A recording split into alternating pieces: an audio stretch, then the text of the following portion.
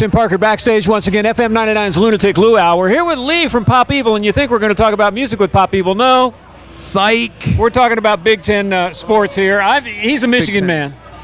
Michigan. I've got a lot of Michigan sport love in the household. It's all about Michigan or Michigan State because I'll get shot if I choose a side nowadays. But it's all about Big Ten football. And sure. I was born and raised 30 miles from the University of Illinois campus. And so I wonder who you're pulling for. Well, you see, here's the problem with Illinois. The reason I'm wearing a golf hat, it's the only sport we're good at. We suck at everything else.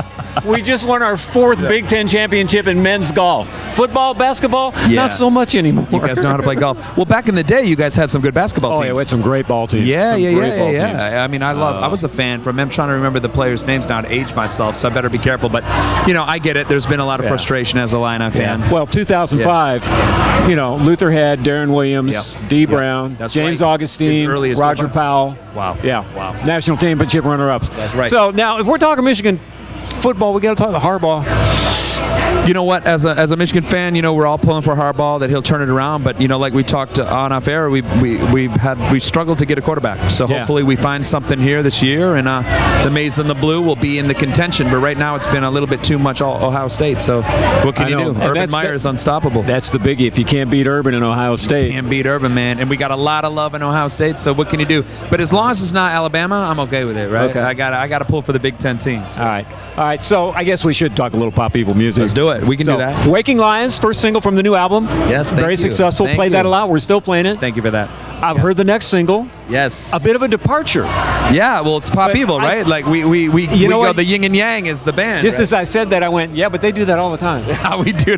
Whatever you expect us to do, we'll do the opposite, right? Yeah. So tell us where the new single come from. Well, the new single, Crime to Remember, it's amazing. I just think with all the things going on negative in the world, we want to try to take a stand musically to bring some positivity. And I think there's just so many things that people are focusing on now and this negative lights that it's so important to have a musical backdrop that can bring, again, some positive things and make people think positive thoughts to hopefully get better and, do better things with their lives. So you guys out on the road supporting, obviously, the new album. Yes. Were you in Carolina last night doing the Rebellion list? We did the Rebellion last night, and we're ready in a week or so to do the big tour with Cheap Trick and Poison.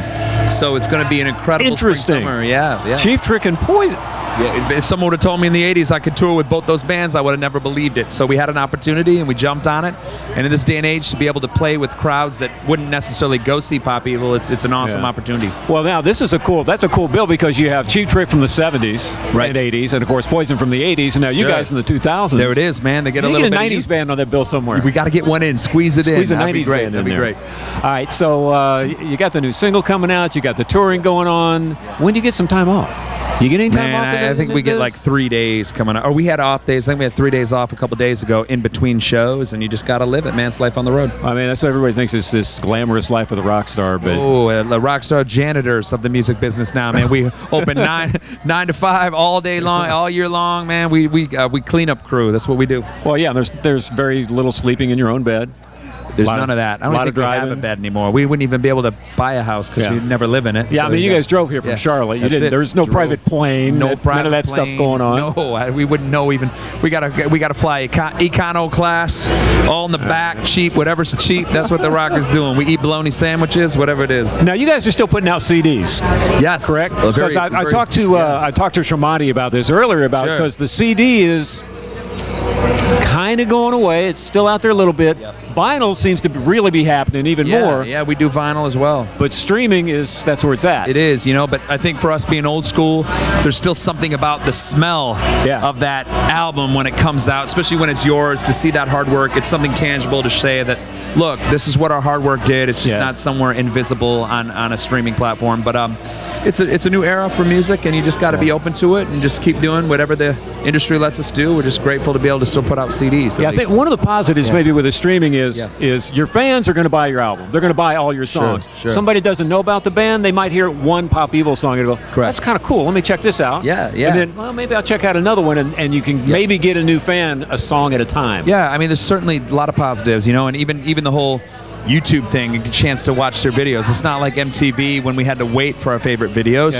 Now you can sit there and whatever band you want to listen, you can go live in their world 24/7. If you like that band, go on their YouTube page, go to their Facebooks, their Instagrams, whatever platform, and get consumed by that material that is the band. So there's a lot of positives. It's still new for a lot of people and bands trying to figure out how we can use it to our advantage. And we're trying to do our part to do that, and also mix it up. I think with Pop Evil that we really pride ourselves in is that yin and yang, that mix between rock, metal, and alternative music that is real instrumentation. And we try to stand still. It is you're only as good as your last song. So why do we have to put ourselves in a box? So that's kind of what we do. All right, Lee, good talking to you today. Oh, my pleasure. Lee from Pop Evil, ladies and gentlemen. You guys you haven't played yet. Illinois time, baby. We'll see if we get a little football love this year. Oh God, you will never know. Or at least another golf title. Yeah. We got that coming, definitely. There we go. It's good.